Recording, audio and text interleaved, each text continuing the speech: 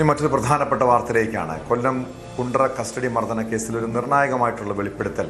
മരിച്ച സിയാദിൻ്റെ പിതാവിൻ്റെ സഹോദരൻ ബഷീറാണ് പോലീസിനെതിരെ ഗുരുതരമായ ആരോപണവുമായി രംഗത്തെത്തിയിരിക്കുന്നത്. താൻ പറയാത്ത കാര്യങ്ങൾ പോലീസ് മൊഴിയായി രേഖപ്പെടുത്തിയെന്നാണ് ബഷീർ പറയുന്നത്. സിയാദിനെ സുഹൃത്ത് രഞ്ജിത്ത് മർദ്ദിച്ചത് താൻ കണ്ടുവെന്ന് പോലീസ് എഴുതി ചേർത്തുവെന്നാണ് ഈ മൊഴിയിൽ പറയുന്നതായി ബഷീർ ആരോപിക്കുന്നത്. എന്നാൽ മൊഴിയിൽ കൃത്രിമം കാട്ടിയിട്ടില്ലെന്നാണ് കുണ്ട്ര പോലീസിന്റെ വിശദീകരണം. ഞാൻ വേറൊരു അടിച്ചിട്ടുള്ള കാര്യം ഞാൻ പറഞ്ഞിട്ടില്ല. വേറൊരു രഞ്ജിത്ത് അവർ പറയുന്നത് ഇപ്പോൾ എന്താ രഞ്ജിത്ത് എന്ന് പറഞ്ഞൊരു പാർട്ടി അടിച്ചെന്ന് പറഞ്ഞാൽ അത് ഞാൻ പറഞ്ഞിട്ടേ ഇല്ല. രഞ്ജിത്ത് മർദ്ദിച്ചെന്ന് പോലീസിന്റെ മൊഴിയിൽ പറഞ്ഞിട്ടില്ല, ഞാൻ പറഞ്ഞിട്ടേ ഇല്ല. പോലീസ് പിന്നെ എന്തുകൊണ്ടാണ് അങ്ങനെ ഒരു മൊഴി ചേർത്തത്? അവർ രക്ഷപ്പെടാൻ വേണ്ടിയായിരിക്കും. എല്ലാവരും എന്താ തീർച്ചയായിട്ടും ഈ പോലീസ് സ്റ്റേഷനിൽ ചെന്നത് പോസ്റ്റ്മോർട്ടത്തിന് ബോഡി നൽകാൻ വേണ്ടി മൊഴി കൊടുക്കാൻ വേണ്ടി പോയതാണ്. മരണം അറിഞ്ഞു പോയതാണ്. ഇവിടെ വന്നപ്പോൾ ഞാൻ പറഞ്ഞില്ല, ഇവിടെ വന്നപ്പോൾ ആരും ഇല്ലായിരുന്നു. അങ്ങനെ ഞാൻ നോക്കിയാൽ ചേട്ടനെ വിളിച്ചാൽ പറഞ്ഞാൽ ഞാൻ മെഡിക്കൽ കോളേജ് അയക്കാൻ പറ്റും. അതിന് ഇതേപോലെ മരിച്ചെന്ന് പറഞ്ഞപ്പം ആൾ ബോധം കെട്ട് വീണ് ഞാനിപ്പം ട്രിപ്പിടാൻ വേണ്ടി കൊണ്ടുപോകാമെന്ന് പറഞ്ഞു. മക്കളൊരു കാര്യം ചെയ്യാൻ അവിടെ നിന്ന് ബാക്കിയുള്ള കാര്യങ്ങൾ ചെയ്യാൻ പറഞ്ഞു. അങ്ങനെ ഞാൻ നേരെ ഇവിടുന്ന് പഞ്ചായത്ത് മെമ്പറേയും വിളിച്ച് ശിവാബ് എന്ന് പറഞ്ഞ കാര്യം വിളിച്ച് നേരെ കുണ്ട്ര പോലീസ് സ്റ്റേഷനിൽ ചെന്നു. എനിക്ക് ഞാൻ പറഞ്ഞു, സാർ സിയാൻ്റെ കൊച്ചാപ്പ ഞാൻ മരണം അറിഞ്ഞു വന്നതാണ്, ഇവിടെ മൊഴി കൊടുക്കാൻ വേണ്ടി വന്നതാണ്. എന്നാ പറഞ്ഞൊരു കാര്യം സിയ വരട്ടെന്ന് പറഞ്ഞ് അവിടെ ഇരുത്തിയാണ്.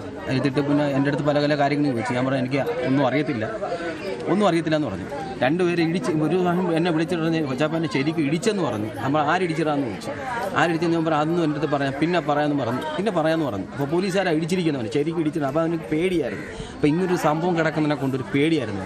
അതിൻ്റെ തന്തയെടുത്തുമില്ല, തള്ളയെടുത്ത് പറഞ്ഞായിരുന്നു പോലീസ് ശരിക്കും ഇടിച്ചുമ്മ എന്ന് പറഞ്ഞു.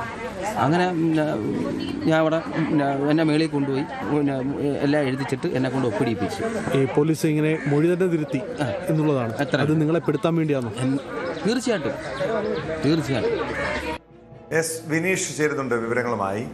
വിനീഷ്, കഴിഞ്ഞ ദിവസങ്ങളിൽ തന്നെ ഇതുമായി ബന്ധപ്പെട്ട കൂടുതൽ വെളിപ്പെടുത്തലുകൾ പുറത്തു വന്നിരുന്നു. ഇതെന്താണ് ഇപ്പോൾ സിയാദിന്റെ പിതാവിന്റെ സഹോദരൻ ഇതുമായി ബന്ധപ്പെട്ട് പറയുന്നത് എന്താണ്?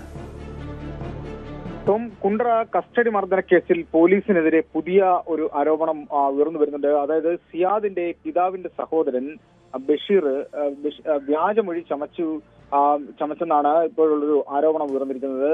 താൻ പറയാത്ത കാര്യങ്ങൾ മൊഴിയിൽ ചേർത്തെന്നാണ് ആരോപിക്കുന്നത്. കുണ്ട്ര പോലീസിനെതിരെയാണ് ഇത്തരത്തിലൊരു ആരോപണം വീണ്ടും ഉയർന്നു വന്നിരിക്കുന്നത്.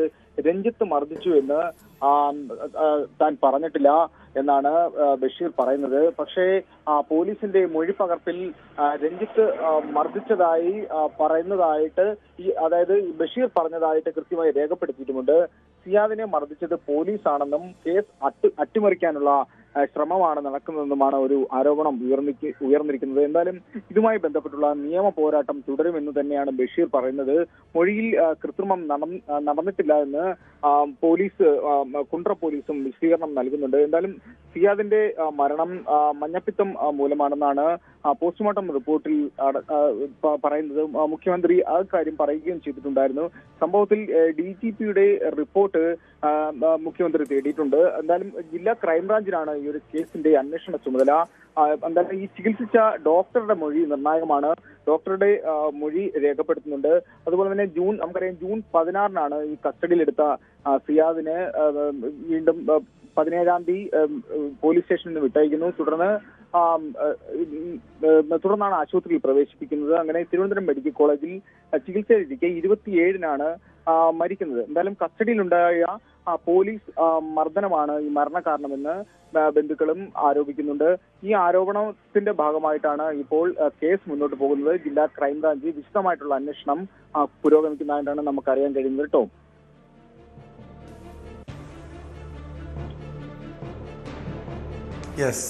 വ്യക്തമാണ്.